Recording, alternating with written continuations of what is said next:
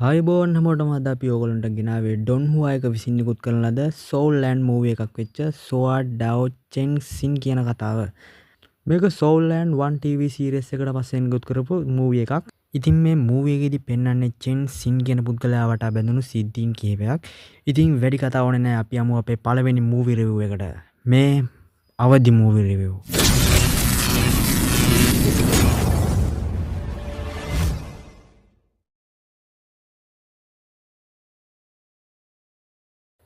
අපිට මුලින්ම පෙන්වන්නේ ටෑන්ක් සෑන් සහ සුරා ගෝඩ් කියන දෙවිවරු දෙන්න හම්බ වෙන විදිහ.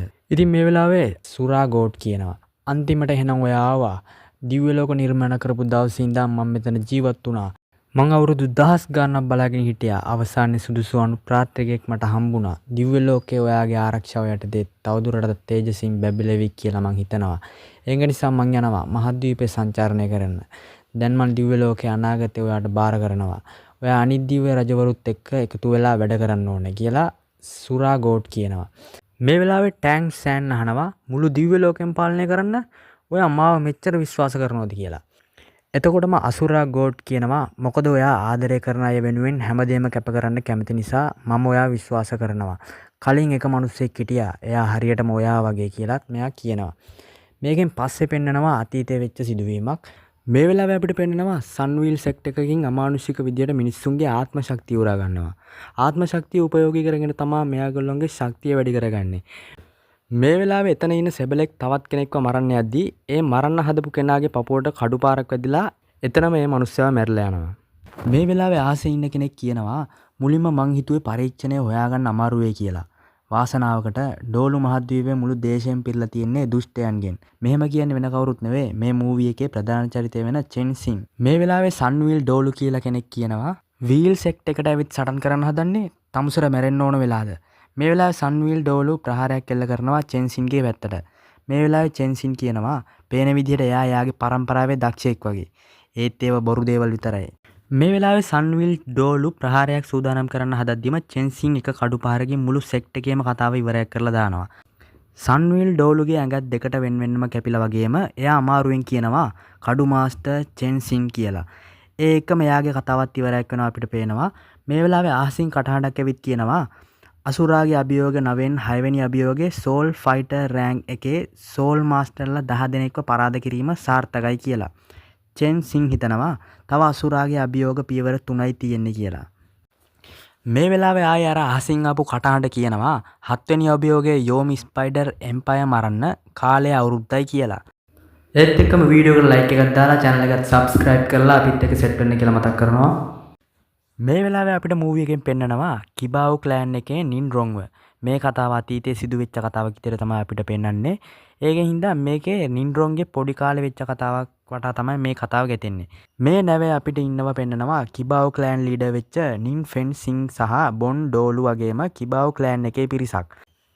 නින් සෙන් සින් කියනවා මාමා බෝන් සෝල් හෝල් එක මෙවර ලොකු සෝල් උත්සවයක් පවත්වනවා. ඒකට මහද්වීපයේ ඔක්කොම සෙක්ට් වලට ආරාධනා කරලා තියෙනවා. ඒකට මොකක් හරි සැඟවුණු අරමුණක් තියෙන්න ඕනේ කියලා නින් සෙන් සින් කියනවා.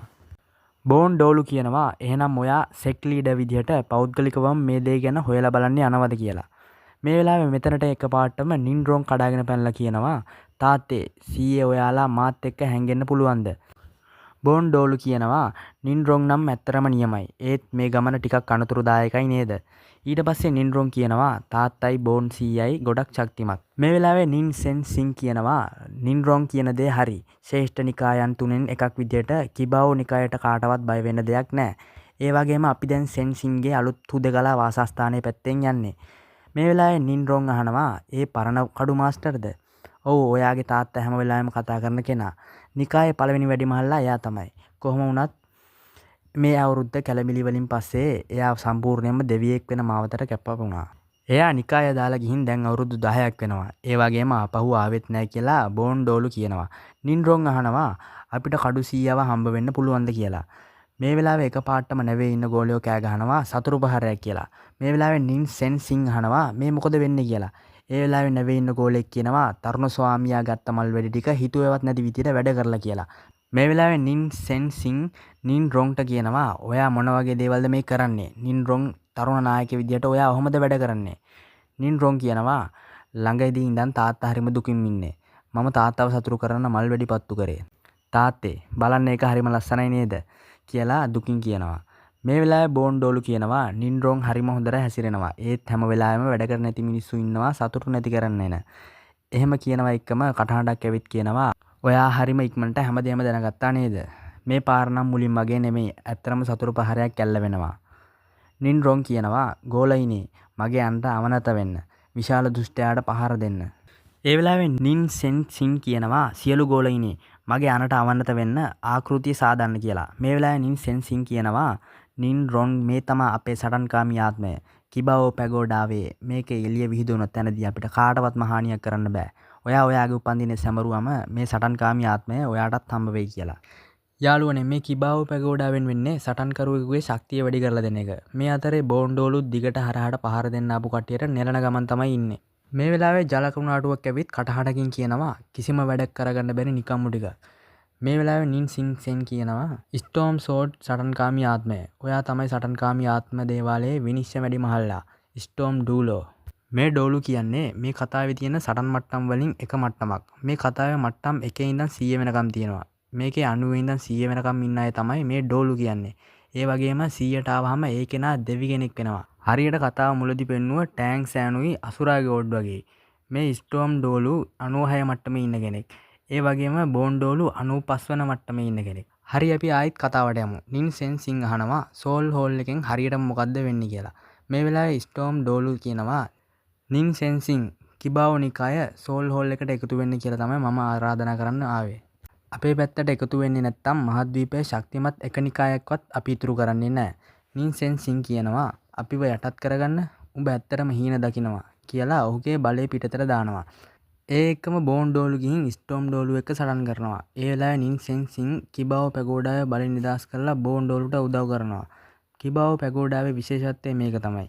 ඒකෙන් කෙනෙකුගේ සටන් ශක්තිය ඉහළ නංවා ගන්න උදව් කරන එක තමයි වෙන්නේ. ඒ එක්කම ස්ටෝම් ඩෝලු ස්ටෝම්ගේ සැබෑ ස්වරූපය කියලා කඩු ආකෘතියක් හදලා පහර දෙනවා. මේ වෙලාවේ බෝන්ඩෝලු අස්ති වලින් මකරෙක් හදලා ප්‍රහාරයක් දියත් කරනවා. මේ වෙලාව එකපාරටම ස්ටෝම් ඩෝලු ප්‍රහාරයක් නැව පැත්තට යවන්න හදද්දිම බෝන්ඩෝලු ඇවිත් ස්ටෝම් ඩෝලුට හොඳ පාරක් ගහනවා. මේකෙන් ස්ටෝම් ඩෝලු හොඳ පාරක් කාගෙනම ගඟට වැටෙනවා. ඒ එක්කම වෙන පැත්තක හිටපු කළු ලෝගුවක් දාගත්තු කෙනෙක් බෝන්ඩෝලුට හොඳ පහරයක් එල්ල කරනවා. මේකෙන් බෝන්ඩෝලුත් අහසේ ඉඳගෙන නැවට කඩාගෙන වැටෙනවා. මේකෙන් බෝන්ඩෝලුට හොඳටම අමාරු වෙනවා. ස්ටෝම් ඩෝලු පුදුම වෙනවා. ස්ටෝම් ඩෝලු හිතින් හිතනවා ඇත්තටම අපිට උදව් කරන්නේ කවුද? ස්ටෝම් ඩෝලු නින් සෙන් සින්ට කියනවා සාමකාමීව යටත් වෙන්න. නැත්තම් හැමෝම මරලා දානවා. මේ වෙලාවේ නින් සෙන් සින් බෝන්ඩෝලුට රහසින් කියනවා බෝන් මාමා කරුණා කරලා නින්රොන්ව බලාගන්න. නින්රොන් ගිහින් හැංගෙන්න කියලා නින්රොන්ගේ අතට ජේඩ් පළඳනාවක් දීලා නින් සෙන් සින් ඉදිරියට යනවා යටත් වෙන්න වගේ. ඒත් එකපාරටම නින් සෙන් සින් එයාගේ යෂ්ටිය පොළවේ ගහලා කිබාවෝ නිකායේ සැබෑ ස්වරූපය කියලා ප්‍රහාරයක් එල්ල කරලා බෝන්ඩෝලුටයි නින්රොන්ටයි පැනගන්න ඉඩ දෙනවා. මේ වෙලාවේ බෝන්ඩෝලු නින්රොන්ව අරගෙන නැව ඇතුළට ගිහින් හැංගෙනවා. මේ වෙලාවේ ස්ටෝම් ඩෝලුගේ සේවකයෙක් කියනවා අපි නින් සෙන් සින්ව අල්ලගත්තා. නායකතුමා ගිහින් තුවාල වලට බෙහෙත් දාගන්න. මේක අපිට බාර දෙන්න. මේ වෙලාව ස්ටෝම් ඩෝලු කියනවා බෝන්ඩෝලුව මරලා ගෑනු ළමයව ආපහු ගේන්න කියලා ඔහු එතනින් පිටත් වෙනවා. ඊට පස්සේ අපිට පෙන්නනවා බෝන්ඩෝලුවයි නින්රොන්වයි සෙබළු හොයන විදිය. මේ වෙලාවේ නින්රොන් එතන හිටපු මීයක් දැකලා බය වුණ හින්දා එතනට සෙබළු එන්න පටන් ගන්නවා. මේ වෙලාවේ බෝන්ඩෝලු පැනගන්න හැදුවත් එයාගේ තුවාලේ දරුණු හින්දා පැනගන්න බැරි වෙනවා. මේ වෙලාවේ සෙබළු නින්රොන්ව අල්ලගෙන මරන්න හදද්දිම චෙන්සින්ගේ කඩුව ඇවිත් එතන හිටිය සෙබළුන්ගේ කතාව ඉවරයක් කරලා දානවා. මේක දැකපු බෝන්ඩෝලු නින්රොන්ට කියනවා ඒ ඔයාගේ කඩු සීයා චෙන්සින් කියලා. මේ ඉන්නේ නින් සෙන්සින්ගේ දුව නින්රොන්. සෝල් හෝල් එක අපිට පහර දීලා සෙක්ට් මාස්ටර්ව පැහැරගත්තා. මේ වෙලාවේ නින්රොන් කියනවා කඩු සීයේ කරුණාකරලා මගේ තාත්තව බේරගෙන සෙක්ට් එක බේරගන්න කියලා. චෙන්සින් කියනවා සමා වෙන්න. මම අසුරා පරම්පරා මාවතේ ගමන් කරන්නේ. මේ ඒකේ තීරණාත්මක මොහොත. මම වගාවට කැප වෙලා ඉන්නේ. මම තවදුරටත් සටන් ලෝකයේ ආරවුල් වලට සම්බන්ධ වෙන්නේ නැහැ. මම සෙක්ට් එකේ වැඩවලටත් සම්බන්ධ වෙන්නේ නැහැ. බෝන්ඩෝලු කියනවා සෙක්ට් එක ලොකු අර්බුද මුහුණ දීලා තියෙන්නේ. තමුන් හැංගිලා දෙව්වරු ගැන ඉගෙන ගන්නවා. ඔයාගේ හෘද සාක්ෂිය බල්ලෝ කාලා ගුණමකුවෝ කියලා තරහෙන් කියනවා. චෙන්සින් කියනවා වචන පරිස්සම් කරගෙන කතා කරගන්න. මේක අහන්නේ නැතුව බැනගෙන ගිය බෝන්ඩෝලුට චෙන්සින් බෙල්ලට පාරක් ගහලා සිහිය නැති කරනවා. මේ වෙලාවේ නින්රොන් ජේඩ් පළඳනාව පෙන්නලා අහනවා ඉන්න කඩු සීයේ නිකාය විනාශ වෙන්න යන්නේ. ඔයාට මේක මතකද? මේ ඔයා තාත්තට දුන්න තෑග්ග. ඒ ඔයා දුන්න පොරොන්දුව. තාත්තා හැමදාම ඔයාගේ කතාව මට කිව්වා. සීයේ ඔයා තාත්තව අතාරින්නේ නෑ නේද?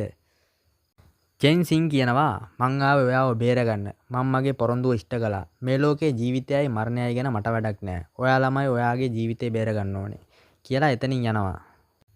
මේ වෙලාවේ නින්ඩොන්ට මතක් වෙනවා කිබව් ක්ලෑන් එකේ තාත්තත් එක්ක ඉඳපු විදිය.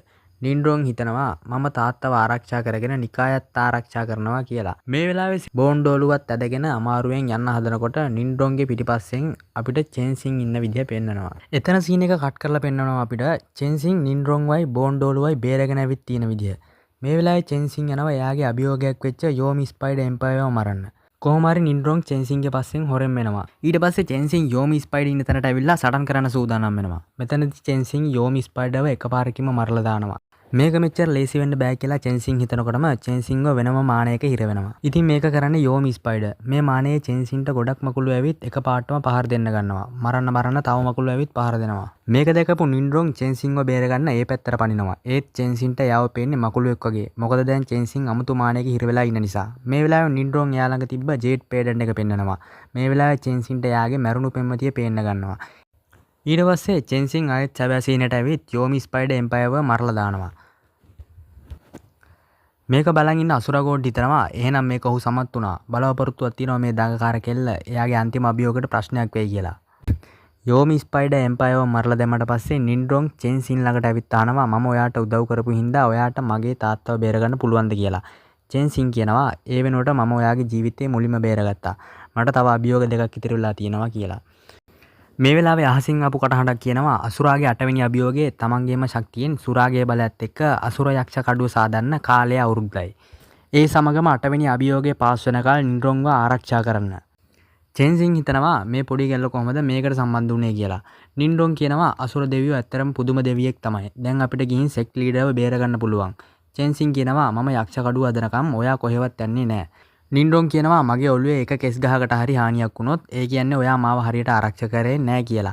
මෙහෙම කියලා නින්ඩොන් පිස්සු වැඩ කරන්න පටන් ගන්නවා. ඊට පස්සේ චෙන්සින් කියනවා හරි එහෙනම් මම ගිහින් ඔයාගේ තාත්තව බේරගන්නම්. එතකම් පාඩුවේ ඉන්න. ඊට පස්සේ පෙන්නනවා සෝල් හෝල් එකේ ස්ටෝම් ඩෝලු දෙවෙනි පූජකයා ගාවට ඇවිත් කියනවා ඔයාගේ යටත් නිලධාරියා වැඩ ඉවර කළා. මම නින් ෆෙන්ෂිව ආපහු ගෙනාවා. හැබැයි ඔයාගේ දුව පැනගත්තා කියලා.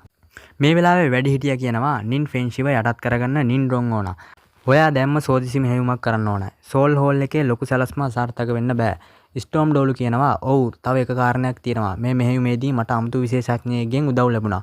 දෙවෙනි වැඩිහිටියා වෙන කාව හරි එව්වද කියලා අහනවා. වැඩිහිටිය කියනවා නෑ කියලා. මේ වෙලාවේ එතනට එන බිබී ඩොන් අහනවා ගෝල්ඩන් ක්‍රොකොඩයිල් ඩූලෝ කරුණා කරලා පැහැදිලි කරන්න. මාගේ සෝල් හෝල් එකේ සිරමැදිරියේ කිබාවෝ සෙක්ට් එකේ මෙච්චර ගෝල්යෝ ඉන්නේ කොහොමද කියලා.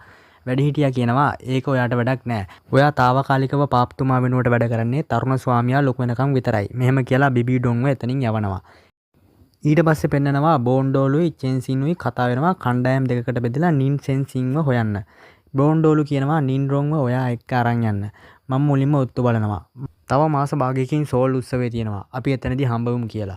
ඊට පස්සේ බෝන්ඩෝලු එතනින් යනවා. ඒ එකම චෙන්සින්ුයි නින්ඩොනුයි එතනින් යනවා කඩුව උඩ නැගලා. මේකෙන් පස්සේ පෙන්නනවා අපිට සෝල් සිටි එකේ ඉන්න සෙබළු නින්ඩොන්ගේ පින්තූර හැමතැනම අලවලා එයාව හොයනවා. කොහොම හරි අපිට මෙතනදී ෂෝවුවත් පෙන්නනවා. මේ වෙලාවේ අපිට පෙන්නනවා නින්ඩොන්ව අල්ලගන්න චෙන්සින්ලගේ පස්සෙන් ස්ටෝම් ඩෝලු ලුහුබඳිනවා කියලා. කොහොම හරි චෙන්සින් නින්ඩොන් එක්ක රෑට ඉන්න තැනක නවතිනවා. මෙතනදී චෙන්සින් රෑට කන්න සතෙක් පුච්චන ගමන් ඉන්නකොට නින්ඩොන් අහනවා සීයේ ඔයා සුරා දෙවියන්ගේ අභියෝග කරන්නේ ඇයි කියලා. චෙන්සින් කියනවා තව ශක්තිමත් වෙන්න කියලා. මේ වෙලාවේ නින්ඩොන් අහනවා ඔයාට තව ශක්තිමත් වෙන්න ඕනේ ඇයි කියලා. මේ වෙලාවේ චෙන්සින්ට අතීතයේදී සිදු වුණ සිදුවීමක් මතක් වෙනවා. තමන්ගේ පෙම්වතිය ඉස්සර මේ ප්‍රශ්නේ අහුවා නේද කියලා. මේ වෙලාවේ මේ ප්‍රශ්නේ වගේ අරපු චෙන්සින් කියනවා කන ගමන් කතා කරන්න එපා. මෙහෙම කියලා මස් කෑල්ලක් දෙනවා. මේ වෙලාවේ චෙන්සින්ට කොච්චර හොඳට උයන්න පුළුවන්ද කියනවනම් නින්ඩොන්ගේ දතකොත් ගලවා ගන්න වෙනවා. ටික වෙලාවකට පස්සේ පෙන්නනවා චෙන්සින් එයාගේ බලයෙන් අසුර කඩුව හදන්න හදනවා. ඒත් නිදාගෙන ඉන්න නින්ඩොන් හීනෙන් තාත්තා ගැන කියවන්න ගන්නවා. ඒ නිසා චෙන්සින්ගේ අවධානය බිඳලා කඩුව හදන්න බැරි වෙනවා. මේ වෙලාවේ නින්ඩොන් හීනෙන් කියනවා සීයාගේ කෑම නම් මෙලෝ රහක් නැහැ කියලා. මේ වෙලාවේ තරහා ගිය චෙන්සින් නින්ඩොන්ගේ ඔළුවට රෙද්දක් දාලා ආයෙත් පුහුණු වෙනවා. මේ වෙලාවේ අපිට පෙන්නනවා චෙන්සින්ලාගේ පස්සෙන් ස්ටෝම් ඩෝලු තාමත් ලුහු බඳිනවා. ඊට පස්සේ පෙන්නනවා අපිට චෙන්සිනුයි නින්ඩොනුයි සෝල් සිටි එකට එන විදිය.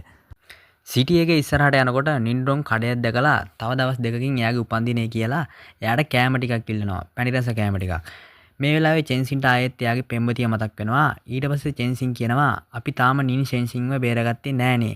ඒකෙන් හින්දා ඕවා කරන්න වෙලාවක් නෑ කියලා බැනලා යනවා. ඊට පස්සේ දෙන්නත් එක්ක කෑම කඩේකට යනකොට ෂෝව් කියන පොඩි ගෑනු ළමයා මේ දෙන්නව දකිනවා. එහෙමම ෂෝව් ටිකක් ඉස්සරහට යද්දී සෙබළු වගේක් ඇවිත් නින්රොන්ගේ පින්තූරයක් පෙන්නලා අහනවා ඔයා මේ ළමයාව දැක්කද කියලා. මේ වෙලාවේදී ෂෝව් බොරුවක් කියලා සෙබළු ටිකව වෙන පාරකින් යවනවා. කෑම කඩේට ගිය චෙන්සිනුයි නින්රොනුයි ගැන එතන හිටිය සෙබළු දෙන්නෙක් පරීක්ෂා කරනවා. මෙතනදී නින්රොන් වෙනස් විදියට හැසිරෙන්න හින්දා අසු නොවි බේරෙන්න පුළුවන් වෙනවා. මේ වෙලාවේ ලොකු සද්දයක් දාගෙන ආපු කෙනෙක් කියනවා මගේ මිනිබිරියට බඩගිනි. හැම විශේෂ කෑමක්ම ගේන්න. ඉක්මන් කරේ නැත්තම් මම මුළු කඩේටම වස දෙනවා කියලා. මෙයාගේ නම තමයි ඩූගූ බෝ. මෙයාත් පීක් ඩෝලු කෙනෙක්. මෙයාගේ හැකියාව තමයි විස වලින් පහර දෙන්න පුළුවන්. මේ වෙලාවේ ස්ටෝම් ඩෝලු මෙතනට එනවා. ඒ වෙලාවේ නින්රොන් නම් හොඳටම බය වෙනවා. ස්ටෝම් ඩෝලු අහනවා ඔයාගේ අම්මයි තාත්තයි කොහෙද කියලා. මගේ තාත්තයි අම්මයි වැඩකට ගියා කියලා නින්රොන් කියනවා. මේ වෙලාවේ මෙතනට ආපු ඩූගූබෝ චෙන්සින්ට කියනවා ඔයා මේක මතක තියාගන්න ඕනේ යාළුවා. ගෑනු ළමයි සුකෝබෝගීව ඇති දැඩි කරන්න ඕනේ කියලා එතන මේසෙ තිබ්බ කෑම කන්න පටන් ගන්නවා. ඊට පස්සේ ඩූගූබෝ සහ එයාගේ මිනිබිරිය එතනින් යනකොට ඩූගූබෝගේ මිනිබිරිය අතින් කෑම කන ස්ටික් දෙක බිම වැටෙනවා. මේ වෙලාවේදී ඒක අහුලන්න නින්රොනුයි ඩූගූබෝගේ මිනිබිරියයි පාත් වෙද්දී ඒකෙල්ල නින්රොන්ගේ අතට දුම් බෝම්බයක් වගේ එකක් දීලා යනවා. චෙන්සින් කියනවා අපිත් මෙතනින් යමු කියලා. ඒත් එක්කම ස්ටෝම් ඩෝලු කියනවා මට තව එක ප්‍රශ්නයක් අහන්න ඕනේ. මේ පොඩි කෙල්ලගේ නම මොකද්ද? මේ වෙලාවේ කේන්ති ගිය චෙන්සින් එයාගේ කඩුව අරගෙන එතන ඉඳපු සෙබළු තුන්දෙනාම මරලා දාලා ඔයාට ඕනේ උත්තරේ මේක නේද කියලා අහනවා. මේ වෙලාවේ චෙන්සින් මරණ දෙවියන්ගේ රාජධානියේ දෙවනාත්ම තාක්ෂණ ප්‍රහාරය ස්වර්ගයේ කඩුව කියලා විශාල කඩුවක් අහසින් එල්ල කරලා එතන හිටිය සෙබළු වගේක් ඉවර කරලා දානවා. ස්ටෝම් ඩෝලු කියනවා 7 කිල් කඩුව ඔයා තමයි කඩු ඩෝලු චෙන්සි. ඔයාට විතරයි කඩුව අධිපතියා කියන නම තියෙන්නේ. කඩු වගකරුවන් විදියට අද මට බලන්න ඕනේ තමුසෙට ඇත්තටම මොනවද කරන්න පුළුවන් කියලා ස්ටෝම් ඩෝලු කියනවා. ස්ටෝම් ඩෝලු ඊට පස්සේ කඩු වලින් දේවල් පාලනය කරනවා කියලා ප්‍රහාරයක් හදනවා. මේකෙන් කඩු 1000ක් විතර එකපාරටම චෙන්සින්ට එල්ල කරනවා. ඒ වුණත් චෙන්සින් ඒ කඩු ඔක්කොම තමන්ගේ පාලනයට අරගෙන ආයෙත් ස්ටෝම් ඩෝලුටම ප්‍රහාරයක් එල්ල කරනවා. මේ වෙලාවේ ස්ටෝම් ඩෝලු බේරෙන්නේ මේකෙන් පට්ට මාරුවෙන්. ඊට පස්සේ දෙන්නගේ දරුණු කඩු සටනක් පටන් ගන්නවා. මේ වෙලාවේ ස්ටෝම් ඩෝලුයි චෙන්සිනුයි කරට කර සටන් කරනවා.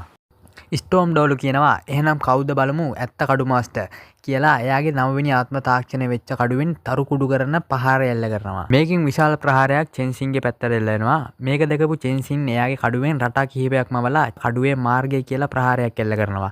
මේකෙන් ස්ටෝම් ඩෝලුගේ ප්‍රහාරය විනාශ කරගෙන ගිහින් ස්ටෝම් ඩෝලුගේ ඇඟේ වදිනවා. මේකෙන් ස්ටෝම් ඩෝලුගේ ඇඟ දෙකට කැපිලා දරුණු විදියට මැරිලා වැටෙනවා. මේ වෙලාවේ චෙන්සින් ඇවිල්ලා නින්රොන් ළඟින් හිට ගන්නවා. මේක පැත්තකින් ඉඳන් බලමු හිටපු බෝන් ඩෝලුට මුලින්ම පහර දුන්න පොයිසන් ඩෝලු හිතනවා නින්රොන් තමයි චෙන්සින්ගේ ලොකුම දුර්වලකම කියලා නින්රොන්ට පහර දෙනවා. මෙතනදී ඒක දැකපු චෙන්සින් නින්රොන්ගේ ඉස්සරහට පැනලා නින්රොන්ව බේර ගන්නවා. කොහොම හරි මේ ප්‍රහාරය වැදිලා චෙන්සින්ගේ අතට විස ඇතුළු වෙන විදිය පෙන්නනවා. චෙන්සින් කියනවා 97 වෙනි මට්ටමේ ඩෝලු කෙනෙක් නියමයි. මේ මගේ 8 වෙනි පරීක්ෂණය කරන්න හොඳම වෙලාව කියලා. එයාගේ අසුර කඩුව හදන්න හදනවා. මේක දැකපු පොයිසන් මාස්ටර් චෙන්සින්ගේ ඇඟට ඇතුළු වුණු විසවල ක්‍රියාකාරීත්වය වැඩි කරනවා. මේකෙන් චෙන්සින්ට අමාරු වෙනවා දැකපු නින්රොන් කියනවා අපි මෙතනින් පැනගමු කියලා. ඒක අහන්න නැතුව චෙන්සින් කඩුව හදන්න හදන නිසා නින්රොන් ඉස්සරහට ඇවිත් මුලින් ඩූගූබෝගේ මිනිබිරිය දුන්න දුම් බෝම්බේ ගහලා එතනින් දෙන්නත් එක්ක පැන ගන්නවා. මේ දෙන්න පැනගෙන යන අතරතුර චෙන්සින්ට අමාරු වෙලා ගෙයක් උඩට කඩාගෙන වැටෙනවා. ඉතින් යාළුවනේ අදට මේ මූවි එක මෙතනින් නවත්තනවා. ඊටු ටික අපි part 2 කොටසින් ගෙනවා. ඉතින් එතකන් අපේ channel එක subscribe කරලා bell icon එකත් click කරලා වීඩියෝ එකට like එකක් දාලා comment එකකුත් දාන්න. ඉතින් ඊළඟ වීඩියෝ එකකින් set වෙමු.